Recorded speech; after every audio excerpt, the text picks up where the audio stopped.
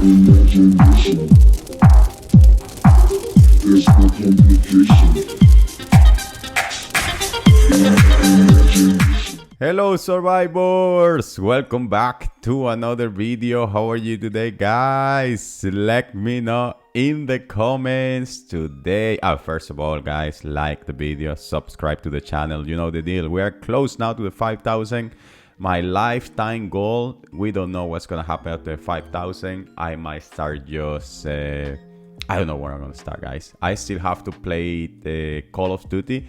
You know what? I have the chance to download it and play it, but I don't even wanna do that. I wanna give you my first honest reaction of me trying to figure out the game and looking like a dummy. Because to be honest, it's been a long time that I don't play these games. I don't know if it's just like, for example, when I used to play Counter-Strike, it was just like you get in a server and you were just playing and having fun, or now it has become the same as this type of games like State of Survival, where you have to pay to buy a weapon, you have to pay for this, you have to pay for that, you have to do tasks. I don't know what's going on, so I have to figure out. I want to figure out with you.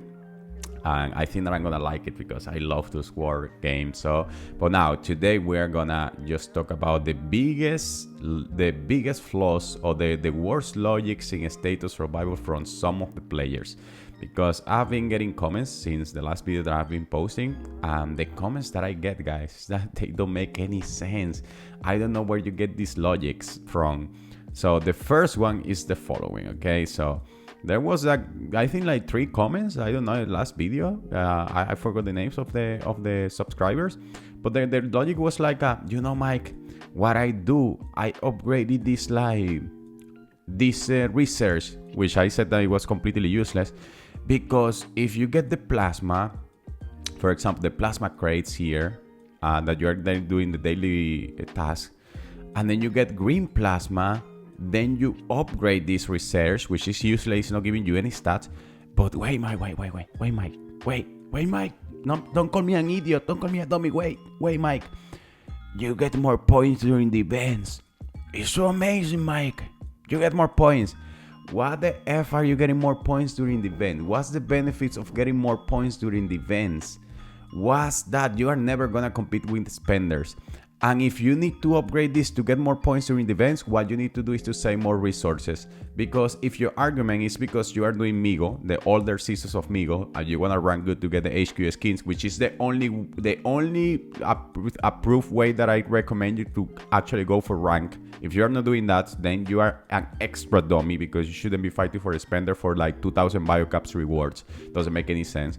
But if you are doing it for Migo, I have done it before. I have got my HQ skins consecutive. I got my frames, so I haven't used this research. So the only problem is that you didn't save enough resources from other stuff like plasma cores, normal plasma cores, materials, and now you have to justify your crappy, of course, way of playing by saying like, no, I got green plasma, Mike, I upgraded this because, you know, it was gonna give me more points. No.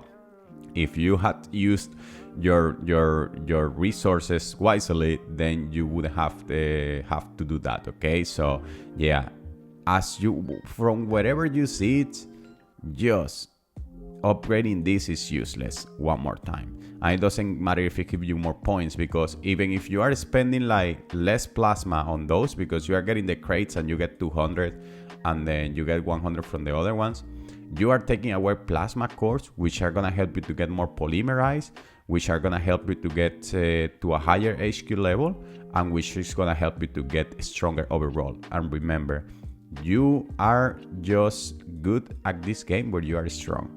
You are useful to your alliance when you are strong, and you are useful to yourself and the fun that you can have in the game when you are strong. Going for this healing like for points is not gonna give you any stats. It's not gonna give you any benefits. And you are gonna get points, and you say, no, but thanks to that, I got the points that I needed. Yeah, you got the points that you needed because you played bad for a long time. Now you have to compensate doing dummy shit just to try to get the points. But if you would have done it like me, you had the rewards that I had without just going that road. Because I managed. I'm not lying. That's the good thing about just doing YouTube and just putting everything here. So I have plenty of frames. All the Migo frames I got them. All the Migo frames I got them. And the HQ skins, I got them too. I got this. I got the Scorpion skin. Where is that? I got this one, the Spider. I got this one. And where is the Scorpion? Where is my Scorpion skin, by the way? Yeah. Oh, my Scorpion. No, I didn't get the Scorpion skin. Yeah, the Scorpion skin was the one that I didn't get because it was the first Migo I was trying to figure out. So, as you can see, I've got all the skins, mostly all the skins. I didn't have to use my green plasma. So, if that's your excuse, if your other excuse is like, no, but for this event that, I don't know, power spring or this or that, then you are just a dummy because you shouldn't be going for rank on those events, okay? Because you are never going to be able to compete with spenders. And what are the rewards? Okay, you get 20,000 biocaps. And then what? And you cannot increase your stats because you spent all your biocaps on that. So, or you spent all your resources on that. Nah, that's the first one. The second one that I hear is the following. Mike, I didn't stay Plasma 5 because, I went P7 without TT11s. I didn't do the research. This research which is gonna give me stats and stuff. I didn't do that because I went P7 just to help my alliance because they needed my P7 troops. Nobody needs your crappy P7 troops, okay? I'm gonna keep it real with you.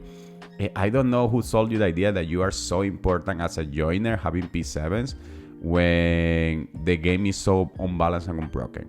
It all comes down to rally leaders, and yeah, the vast majority of the joiners, but I'm pretty sure there is another stronger P7 in the alliance than you. I've never heard, I've been playing this game for almost 3 years, I've never heard, I'm pretty sure you too, unless the troops are new to the game, which is not the case if you are a free-to-play player, you are not getting them right away. By the time you get them, everybody will have them. So yeah, if you are new to the game, but for the rest, I've never heard like, oh, you know what, we lost that rally, yeah.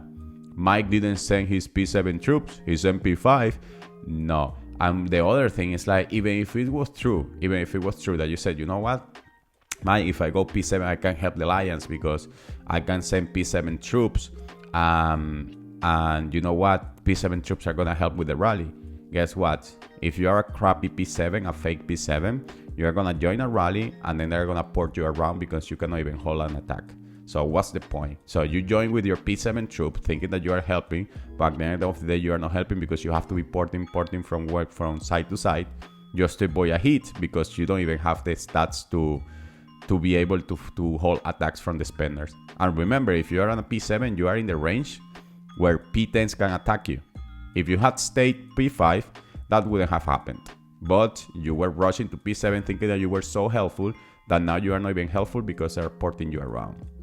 So those two logics, guys, I find them the worst seeing in State of Survival. There are a lot of more that I find like this, but these two, they seriously, oh my god. And there is no, because the same people who are telling me this are the same people who later, oh my, I lost 6 million troops. Well, nobody was expecting that. Don't worry. Of course, you will have to. You will lose like 6 million. I'm not talking about this. They're in newer states when the crazy unbalance thing is not happening, and they're still losing attacks. Now, I understand now that it doesn't matter what you do because you are gonna burn anyway, especially after seeing the early attacks and that play burning like a 5 billion play in BP. But yeah, for the newer states, you shouldn't be doing that. Okay, so. If you are in that position, guys, please stop doing that. Stay P5, follow my advice. I'm not saying that I'm the best advisor in SOS because sometimes I get things wrong. I'm gonna admit it, I'm not afraid of admitting it. For example, recently I made a comment like, because states here like capacity troops cannot get tried, you can quickly replenish, accumulate last power up to 70% in enlistments, So, and my idea was, and I'm pretty sure, I'm not gonna say pretty sure, but they must have changed this because I remember like, I don't know if a year ago or something, when you were losing troops in state versus state, and you were getting like the troops to enlistment. Then you were still losing this 30% and you were getting 90% of those 30% as well. Plus the 70%, which is just usually revivable here in enlistment. Now, I haven't tested that before since that day, but apparently Waco Gaming, he lost 9 million troops, which you have to see because Waco The way Waco plays is more strategic and most peaceful, okay? He doesn't even lose 9 million troops in reservoir raid. So let's see if he's losing troops in state versus state. You don't lose anything in reservoir raid, and he's not losing 9 million troops.